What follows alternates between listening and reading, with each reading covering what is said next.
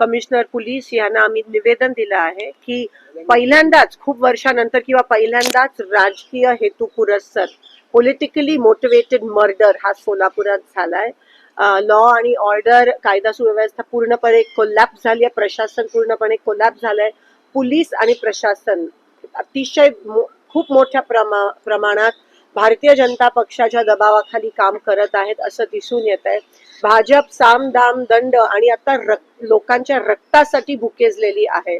आता लोकांचे बळी सोलापुरात जात आहेत केवळ बिनविरोध निवडणूक होण्यासाठी. हे सगळे प्रकार चालू आहेत आणि सत्तेचा माज आणि सत्तेची एवढी लालच या लोकांना आली आहे की आज कोणत्याही प्रकारची जी महाराष्ट्र आणि सोलापुराची जी संस्कृती आहे त्याला काळीमा फासण्याचं काम हे भाजपने केलं आहे. आम्ही अजिबात खपवून घेणार नाही. महाविकास आघाडीने आज हे पत्र, आज निवेदन पोलिसांना दिलं आहे, कमिशनर पोलीस, आणि कारवाई झाली पाहिजे. ह्याला कोणत्याही प्रकारचं कौटुंबिक वाद न लेबल करता हे राजकीय हेतू पुरस्सरच झाला आहे. आणि आज सीपीने रेकॉर्डवर आणलंय की 100% पॉलिटिकली मोटिवेटेड आहे. कारण का कोणाचा तरी फॉर्म विड्रॉ करण्याच्या दबावाखाली हे करण्यात आलं आहे आणि त्याच्यातून हा मर्डर झालाय. पोलिसांनी कारवाई केली पाहिजे, सीडीआर तपास झाली पाहिजे, जे कोणी दोषी आहेत त्यांना अटक झाली पाहिजे, एक स्पेशल कमिटी ह्यासाठी नेमली पाहिजे, हा आमचा आग्रह आहे.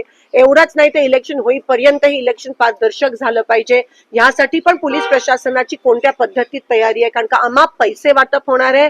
10च्या नंतर पण आचारसंहितेचं उल्लंघन होणार आहे. जे सत्ताधारी आहेत त्यांना तुम्ही करायला देणार आणि आमच्यावर दबाव आणणार. जे तडीपारच्या नोटिसेस आहेत त्या दोन्ही साईडला मिळाल्या पाहिजेत. गुन्हा दाखल हे दोन्ही साईडला झाले पाहिजेत, नाहीतर बिनविरोधच करा, आम्ही इलेक्शन मध्ये भाग घेणार नाही, अशी ताकीद आम्ही या ठिकाणी पोलीस कमिशनरना दिलेत. आणि कोणत्याही दबावाखाली न येता एक चांगले पोलीस ऑफिसर म्हणून तुम्ही काम करा. पोलीस प्रशासन अतिशय खूप मोठ्या प्रमाणात दबावाखाली दिसून येत आहे. फॉर्म भरायच्या दिवशी पण, फॉर्म विड्रॉलच्या दिवशी पण आणि भरायच्या दिवशी पण काही ठिकाणी दिसून आलं की त्यांच्या लोकांना आतमध्ये सोडत होते आणि आमच्या लोकांना नव्हते सोडत. अजूनही जे इलेक्शन यंत्रणा आहे त्यांच्याकडून याद्या डिक्लेअर झाल्या नाहीत, हे तुम्ही बघू शकता.